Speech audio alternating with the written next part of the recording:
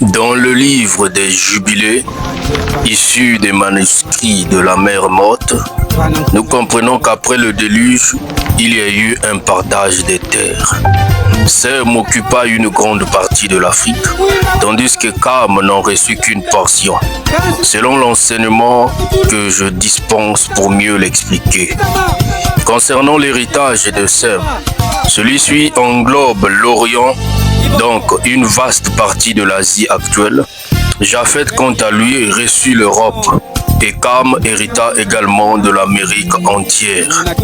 Ainsi, des millénaires plus tard, les Sémites se dirigeant vers l'Orient rejoignaient la terre initiale de leurs ancêtres Sem. Après la chute en Orient, vers 700 ans avant Jésus-Christ, ils s'éparpillèrent et redescendirent en Afrique, de l'Égypte jusqu'au centre du continent, où ils trouvèrent déjà certains Hébreux. Ils poursuivaient la quête de la terre de leurs ancêtres Sem, car le jardin d'Éden originel s'y trouvait, précisément en Afrique centrale. C'est pourquoi j'enseigne en posant des questions. Où se trouve la plus grande forêt dissimulant les richesses d'un jardin d'Éden? N'est-ce pas en Afrique centrale, dans le bassin du Congo, donc qui est le jardin d'Éden? Où trouve-t-on le fleuve qui ondule comme un serpent? N'est-ce pas le fleuve Congo?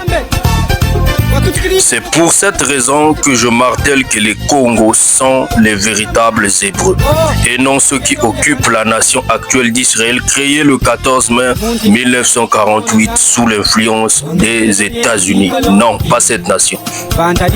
Dans une édition de New York Times de 1952, le président égyptien Gamal Abdel Nasser affirmait « Nous avons connu des Juifs qui étaient des Noirs et non ces Blancs qui sont là aujourd'hui ». C'est la preuve que le peuple actuel a été fabriqué, contrairement à la terre elle-même. L'historien israélien Shlomo Sand est connu pour avoir soutenu cette thèse. Son ouvrage « Comment le peuple juif fut inventé » 2008, il y argumente que le peuple juif est une construction moderne et que la notion israélienne a été façonnée par le sionisme, largement soutenu par des influences occidentales. Continuons.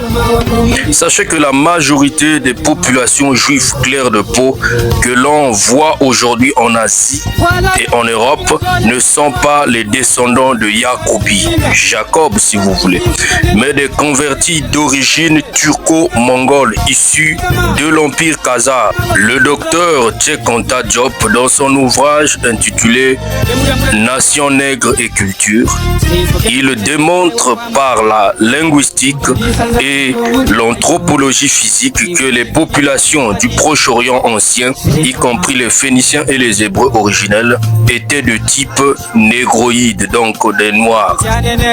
Joseph J. Williams des États-Unis, un Jamaïcain, dans son livre majeur intitulé Hébraïsme d'Afrique de l'Ouest de 1930, il affirme que les Juifs de l'Antiquité ont migré à travers le Sahara et se sont installés le long des fleuves africains.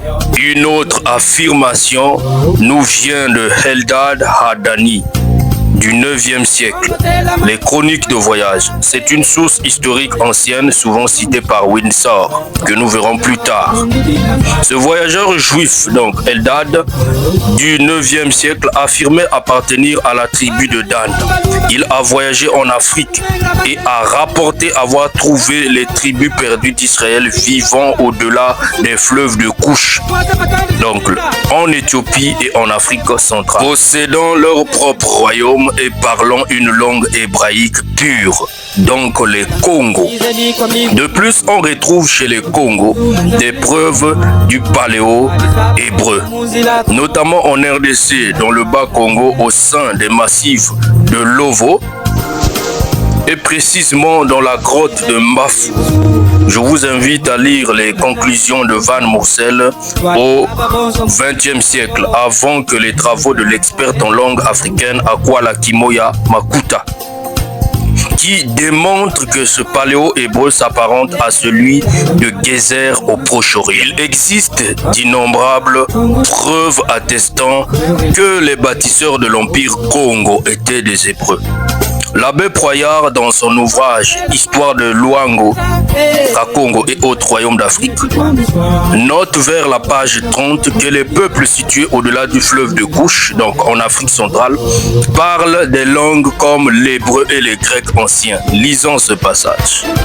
On est surpris de trouver chez les peuples des coutumes qui semblent être un mélange de la loi mosaïque et des traditions chrétiennes les plus anciennes. Leur langue a des rapports si marqués avec l'hébreu qu'on ne peut s'empêcher de croire qu'ils en tirent leur origine. L'abbé Proyard note que les indigènes possèdent des notions de la Trinité, du péché originel et d'un rédempteur à venir. Bien qu'ils n'aient jamais lu la Bible européenne, ils se tentent de trouver chez eux une morale si proche de l'évangile qu'ils soupçonnent une révélation primitive ou une descendance directe des Hébreux ayant conservé la loi. Les recherches de Giovanni Cavazzi au XVIIe siècle. Le missionnaire capucin Giovanni Antonio Cavazzi, dans sa description historique des trois royaumes Congo, Matamba et Angola, a consigné les traditions orales locales. La source historique à Descrizione de Tre Regni Congo, Matamba et Angola, 1687. Il décrit les rites de baptême traditionnels et l'existence des figures prophétiques appelées Ngunza ou Ngangandi, qui enseignaient la soumission à un Dieu unique et la fraternité des siècles avant l'influence de Rome.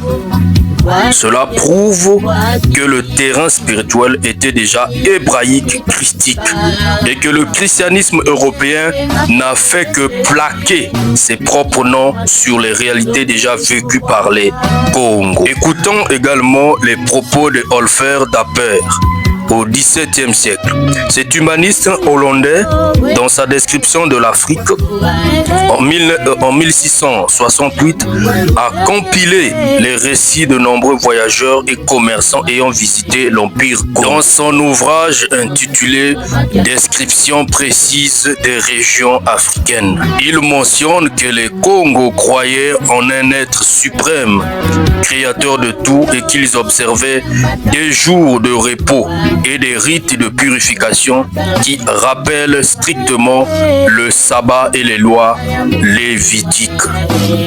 Ensuite, nous allons prendre les propos de Filippo Pigafetta, démontrant que l'Empire Congo était bien structuré et bien organisé. Dans son livre intitulé « Relations du royaume de Congo et des contrées environnantes », publié en 1591, Filippo Pigafetta relate les observations du commerçant portugais Duarte Lopez. Ce document est une source estimable car il décrit le royaume Congo non pas comme une terre sauvage, mais comme un État centralisé, urbanisé et doté d'une culture matérielle sophistiquée. Voici les propos majeurs qu'il y développe.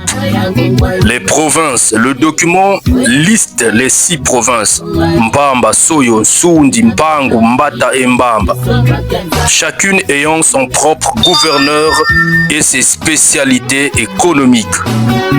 C'est une preuve entre guillemets que les bâtisseurs de l'Empire Congo étaient des intellectuels, car ils vivaient dans un territoire cultivé, civilisé et bien structuré. Poursuivons notre perspective. Ici, nous prendrons Nemwandansemi, outil de référence pour les chercheurs de la tradition Bundu dia Congo.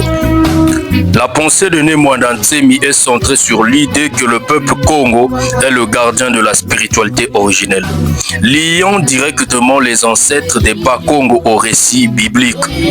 Némoidan Ntsemi a écrit de nombreuses brochures appelées Mvutu et des livres où il établit ce point. Le dans ses enseignements sur la chronologie de l'histoire Congo, il explique que l'origine des Hébreux, selon le mot hébreu, vient de la racine ébélé ou yébélé, faisant référence à un peuple qui a traversé ou qui vient d'une région spécifique. Le lien avec Abraham, il affirme que les ancêtres du peuple Congo faisaient partie des groupes ayant quitté l'Égypte, Kemet, aux côtés d'autres tribus lors de l'Exode, mais que leur migration les a conduits vers le sud, au cœur de l'Afrique, pour protéger les clés de la connaissance spirituelle. Les noms de Dieu, ça ce sont les points que Némoidan Ntsemi touche pour mettre un pont entre l'hébreu et le Congo. Le nom de Dieu Yahvé Nzambi Mpungu. Dans ses récits linguistiques, il fait un pont direct entre le télégramme hébreu Yahvé, donc le YHWH, et les sonorités sacrées du Congo. Il soutient que les noms des personnages bibliques sont des déformations de noms africains originels. Par exemple, il lit souvent Yehoshua à des concepts de salut présents dans la cosmogonie Congo. La structure des clans Mvila. Némoidan Ntsemi compare les 12 tribus d'Israël aux structures claniques Congo. Pour lui, le système des Mvila, donc les clans, est la version originelle et préservée de l'organisation sociale que l'on retrouve dans l'Ancien Testament. Il faut savoir qu'avec le temps, l'exode des Hébreux dans la terre africaine a laissé plusieurs traces. Qui parle d'Hébreux parle de descendants d'Héber, ceux qui descendent de Sem. Et nous l'avions vu qu'en réalité, une grande partie de l'Afrique appartenait à Sem. Preuve historique et archéologique à l'appui. Des millénaires plus tard, lorsqu'ils vont regagner après la chute en Orient, lorsqu'ils vont descendre en Afrique, ils ne vont pas simplement bâtir des empires, mais ils vont laisser des traces. C'est pourquoi au Nigeria, au sud du Nigeria, on trouve les Yoruba qui sont des Hébreux. On trouve des Igbo qui sont des Hébreux. Parmi les groupes comme les Eri, on retrouve les cultes très anciens. Les Eri du Nigeria se revendiquent comme étant les descendants de la tribu de Gad. Or, Gad était un lion. Les Eri symbolisent le lion comme l'onction de la royauté. Ils ont bâti plusieurs empires au niveau de l'Afrique. Ils ont bâti l'empire du Ghana, l'empire de Soyuda, la terre de communion ou la terre du festin, autrement dit l'actuel Soudan. Ils ont également bâti l'empire de Ubini, que les Occidentaux ont modifié par Ruben, le Dahomey. Or, le Dahomey signifie dans le ventre de Dan, autrement dit dans le ventre du serpent. Quel était l'emblème de la tribu de Dan? Son emblème était le serpent. Et ce ne sont pas des simples coïncidences, c'est une vérité absolue cachée par les Occidentaux. Ils ne se sont pas arrêtés là, ils sont descendus en Afrique centrale, bâtissant l'Empire Congo. Je le dis nuit et jour, que la Bible est une copie de l'histoire des Congo, des Hébreux qui se sont éparpillés et qui ont bâti des empires, que ce soit en Asie, en Afrique. Je suis Manangoya Gérard, le grand phénix de Caen.